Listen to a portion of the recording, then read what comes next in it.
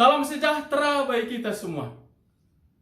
Sebelum kita mendengar firman Tuhan yang hari ini dibaca dari Kejadian pasal 2 ayat 1 sampai 7, mari kita mohon bimbingan Roh Kudus. Terima kasih atas kesempatan yang Tuhan beri bagi kami mendengar firman-Mu. Berilah hikmat-Mu untuk kami mengerti dan melakukannya. Dalam Yesus Kristus kami mohon. Amin.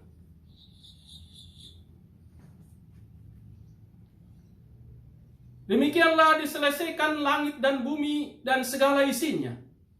Ketika Allah pada hari ke-7 telah menyelesaikan pekerjaan yang dibuatnya itu, berhentilah ia pada hari ke-7 dari segala pekerjaan yang telah dibuatnya itu.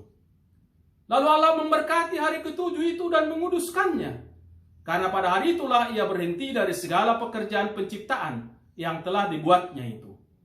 Demikianlah riwayat langit dan bumi pada waktu diciptakan. Ketika Tuhan Allah menjadikan bumi dan langit, belum ada semak apapun di bumi, belum timbul tumbuh-tumbuhan apapun di padang, sebab Tuhan Allah belum menurunkan hujan ke bumi, dan belum ada orang untuk mengusahakan tanah itu. Tetapi ada kabut naik ke atas dari bumi, dan membasahi seluruh permukaan bumi itu. Ketika itulah Tuhan Allah membentuk manusia itu dari debu tanah, dan mengembuskan napas hidup ke dalam hidungnya. Demikianlah manusia itu menjadi makhluk yang hidup. Yang berbahagialah mereka yang mendengar firman Tuhan dan melakukannya. Menghargai hidup. Bapak, Ibu, dan saudara-saudaraku yang dikasihi oleh Tuhan kita, Yesus Kristus. Allah yang menciptakan langit dan bumi dan segala isinya, termasuk kita manusia. Manusia diciptakan paling terakhir dari rangkaian ciptaan itu. Dalam mencipta, Allah hanya berfirman, maka jadilah apa yang diinginkan. Namun saat menciptakan manusia, Allah membentuknya dari tanah, kemudian mengembuskan nafas dari hidungnya, maka manusia itu menjadi hidup. Jadi dibentuk dari tanah dan dihembuskan nafas sehingga hidup. 2 kali dikerjakan, ya. Berbeda dengan ciptaan lainnya. Walaupun manusia dan binatang lainnya sama-sama makhluk hidup, tetapi manusia beda. Nampak dari cara menciptakan itu. Selanjutnya, manusia ditugaskan Tuhan untuk menamai ciptaannya. Berarti menguasai ciptaan lainnya untuk memelihara. Jadi, ada keistimewaan manusia dari ciptaan lainnya. Manusia hidup karena diberi hidup oleh Tuhan. Nafas dari Tuhan. Nafas itu milik Tuhan. Maka ketika manusia mati, nafas itu kembali kepada Tuhan. Nafas pemberian Tuhan itu sangat menentukan bagi manusia dalam menjalani hidup di dunia ini. Itu membuatnya hidup dan bertanggung jawab atas ciptaan lainnya. Itu yang membuatnya berbeda dengan ciptaan lainnya. Itu yang membuat manusia itu istimewa dan sangat berharga dibanding dengan ciptaan lainnya. Jadi, jangan samakan dirimu dengan makhluk lain seperti binatang yang kamu lihat. Mereka lain, kita lain. Kalau tingkah lakunya memang berbeda, ya jangan tiru. Kita memang beda. Sekali lagi, walaupun sama-sama makhluk ciptaan Tuhan, namun manusia beda dengan makhluk ciptaan lainnya. Tuhan beri nafas sehingga hidup. Manusia itu menjadi hidup. Jadi nafas hidup atau hidup itu sendiri dari Tuhan. Jadi kita hidup karena Tuhan beri kita hidup.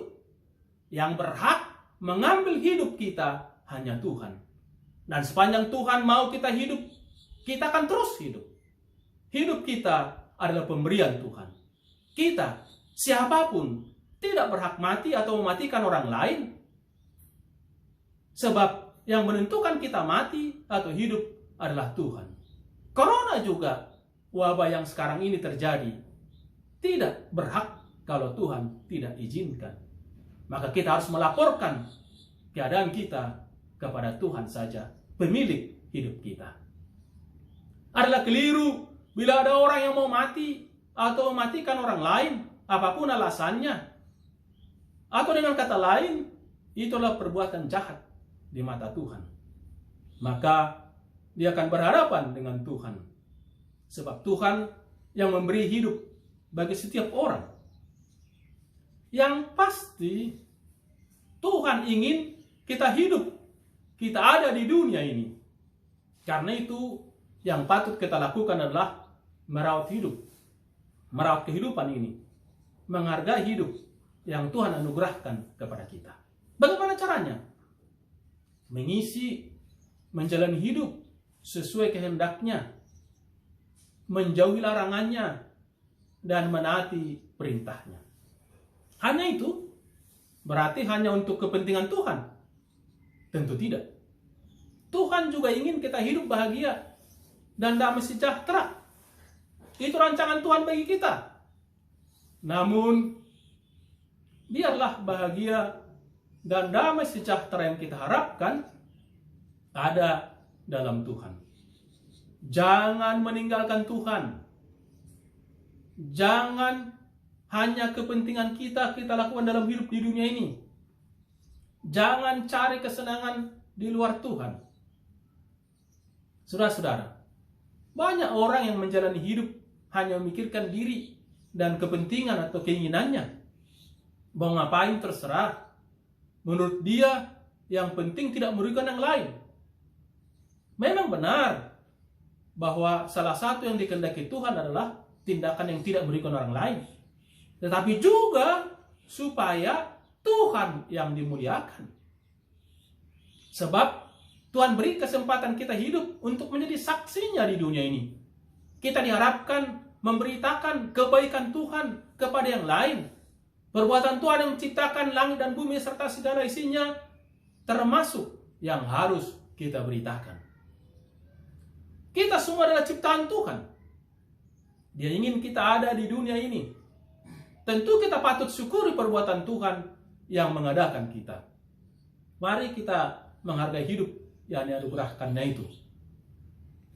Allah memakai manusia untuk mewujudkan maksudnya dan rencananya bagi alam semesta. Maka dibuatnya kita beda. Allah yang maha kuasa itu. Allah berbicara kepada manusia, tetapi tidak berbicara kepada makhluk lainnya. Manusia diciptakan bukan untuk menjadi budak Tuhan, melainkan untuk menikmati hidup yang dianugerahkannya, walaupun tak harus berfoya-foya. Saudara-saudara, tema kita adalah menghargai hidup. Berarti kita tidak boleh sia-siakan hidup. Karena hidup kita memang amat berharga di mata Tuhan. Ia dengan sengaja menciptakan kita untuk kemuliaan namanya dan kebahagiaan kita semua. Perhatikan, beda dengan makhluk yang lain. 2 kali dilakukan. Setelah dibentuk dari debu tanah, kemudian ditiupkan nafas. Sedangkan makhluk lainnya hanya sekali. Sekali sebut saja, maka jadilah. Maka manfaatkanlah hidup yang dianugerahkan ini dengan baik. Ini kesempatan kita. Jangan lewatkan. Jangan biarkan berlalu tanpa makna. Ini kesempatan yang baik. Selagi masih ada kesempatan, berbuatlah yang baik yang menyenangkan hati Tuhan dan membahagiakan bagi sesama. Itu yang dikehendaki oleh Tuhan. Tentu ada hambatan di sana sini, bahkan sering berat dan sulit. Semua orang mengalaminya karena kita hidup di dunia yang penuh dengan pergumulan. Tuhan sudah tahu itu, tapi Tuhan tetap ciptakan kita di sini. Namun jangan pernah berputus asa. Hadapi dengan baik dan bertanggung jawab. Tuhan pasti perhatikan dan menolong. Sebab Dia yang inginkan kita hidup di dunia ini. Maka Dia tentu turut bertanggung jawab untuk keselamatan dan hidup kita. Percayalah itu. Maka selagi ada kesempatan hidup yang dianugerahkan ini, mari kita jalani dan isi dengan baik. Sehingga tujuan Tuhan menciptakan kita dan memberi kita hidup tercapai, baik untuk kemuliaan namanya dan juga untuk kebahagiaan kita umat ciptaannya ini. Haleluya, terpujilah Tuhan. Amin. Kita berdoa. Terima kasih Tuhan, kalau Tuhan mengadakan kami, menciptakan kami, sehingga boleh ada di dunia ini dan melakukan berbagai aktivitas. Tetaplah Tuhan bimbing kami, Tolong kami di mana bila menghadapi masalah atau pergumulan. Jangan biarkan kami berjalan sendiri. Juga jangan biarkan kami merancang hidup kami, tapi Tuhan selalu campur tangan supaya tujuan Tuhan tercapai dalam hidup kami. Kami juga memuliakan nama Tuhan dan kami menikmati kebaikan Tuhan yang Tuhan inginkan di dunia ini. Terima kasih Tuhan. Kami berdoa untuk orang yang frustasi, putus asa, menjalani hidup karena beratnya persoalan, juga karena sakit termasuk karena virus corona. Tuhan berikan kekuatan dan pertolongan sehingga mereka mengerti maksud Tuhan membuat mereka hidup dan menjalani hidup. Demikian juga mereka yang berfoya-foya, yang lupa Tuhan, yang meninggalkan Tuhan, melakukan keinginan sendiri dan juga merugikan orang lain. Tuhan sadarkan mereka dan kami semua boleh sadar untuk menjalani hidup yang berkenan kepadamu. Kami ingin terus hidup menjalani hidup yang Kau kehendaki. Berilah kesempatan kami dan berilah kekuatan kepada kami, kepada setiap umat-Mu, kepada setiap yang berseru kepadamu, sehingga berjalan dalam jalan-Mu. Terpujilah Tuhan, dalam Yesus Kristus kami berdoa. Amin. Tuhan menyertai memberkati kita sekalian. Salam penuh kasih.